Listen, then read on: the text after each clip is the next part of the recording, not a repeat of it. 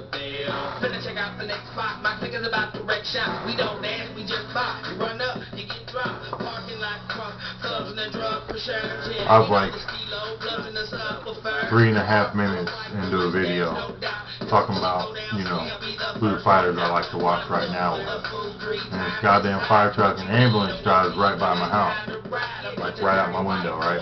And normally that's not a big deal, but I don't live on a busy street or whatever. I kind of live back in off the main streets, you know, in the real tightly packed houses and shit, but nobody really comes back here. It's like back alleys and shit and all stuff.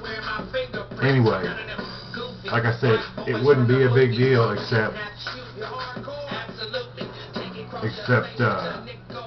the same thing happens like every month, and they go to the same fucking house. I can still see the lights right now.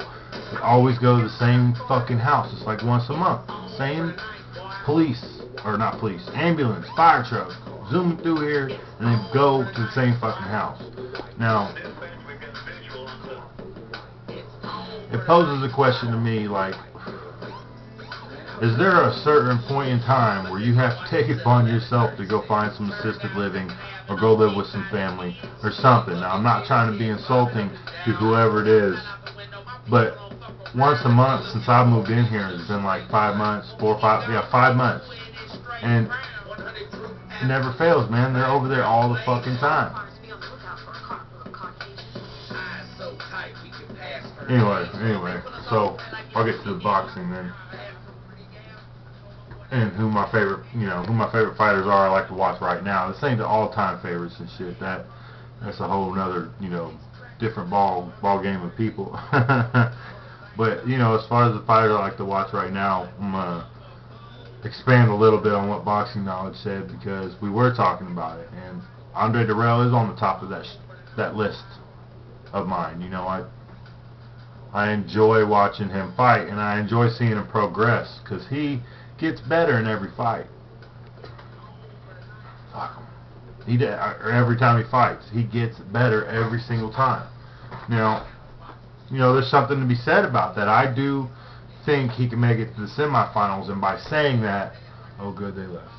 By saying that, that means I am saying that I think Andre Dirrel stands a good shot at beating Andre Ward. And I think Dirrel is the only, you know, guy in this first round right here that's going to give Ward any kind of trouble is going to be Dirrel. I don't think Green's going to do it. You know, maybe we're sleeping on Green, but I doubt it. You know, I would say Ward's probably going to beat him, you know, fairly easily. But Dirrel's these two Andres, I hope Dirrel wins their fight, because that means I get to see him in the semifinals and see what else he can do. And remembering that he gets better every fight, I think maybe they'll catch Ward's team by surprise or whatever. And I think he could slip a decision in there. That's basically that. We'll get into that when the time comes. But you know, I really like watching this guy fight. He has some power. He's got pop in them hands, and he's got pop in both hands. That's true. He's fast. He's got footwork. And he's starting to work on the upper body movement, that going straight back shit, leaving his chin wide open. You know, that kind of stuff needs to be fixed, but oh shit. We had a mishap. Oh, there we are. We're back. Anyway, like I said, he's got a lot of things going for him, and he gets better in every fight. That's why I'm really saying that he has a shot against, you know, Ward, because he does get better every fight.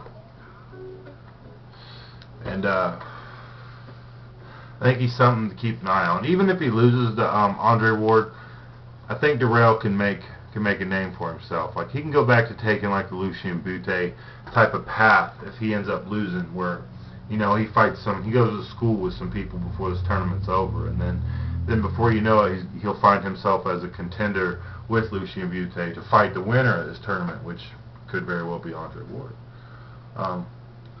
I don't think so.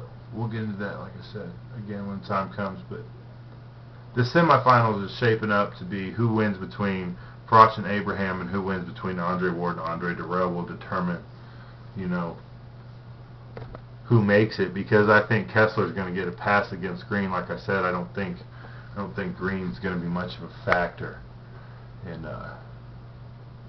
this tournament. You know, it's just my opinion.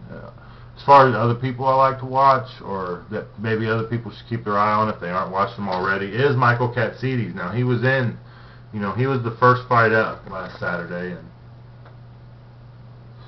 I gotta say, some people might have been sleeping on him, but I didn't know who Kevin Mitchell was, so I couldn't say shit. But anyway, you know, Katsidis is another guy who's improving since losing. He's lost twice. He lost to Casamayor and Juan Diaz. Now, I do think Juan Diaz pulled a clear victory over Katsidis, but not so one-sided as, you know, it might have seemed or might have read on the cards. So I like to see him, because he's gotten better since then. So I'd like to see him come back to the main stage, sort of say. And I think by beating Kevin Mitchell last weekend, he's positioned himself there. So yeah, those are two guys. As far as anybody else, let's just say that this 140-pound division, it's hard to pick a favorite. Say that. There's a lot of good guys in that division, and a lot of them have a chance to beat each other, and it makes for an exciting, you know, whatever this will end up being. I think they should do a 8-person tournament in the 140 that would include probably just about everybody that you could want to involve in that. And but they probably won't do that. But anyway, I just want to see these guys fight each other, and I think we all do. I think all of us want to see, you know, Tim Bradley fight Alexander, but I like watching all those guys fight now. Now, I wasn't a big fan of Tim Bradley, but I kind of am now. You know, I kind of got his back now after what he did to Lamont Peterson, and I think that was really telling for him. I think that was his best showing, and that's saying a lot, because he's fought some people. Devon Alexander's he's a beast. Amir Khan, I think after a couple more fights, he's going to be up there, and we're going to be talking about him like we're talking about Bradley and Alexander. You know, it's just what I see for him. So I like to see more of him. But as far as seeing him fight, I haven't got to see him fight that much, so I wouldn't call him one of my favorites. I'm kind of rambling. That's alright. Doesn't really matter. I got time to kill. Kids are asleep. It's quiet. But, yeah. I can't really think of anybody else right now. I'll probably make another vid, but this is a reply to Boxing Knowledge. What up, dude? And, deuce.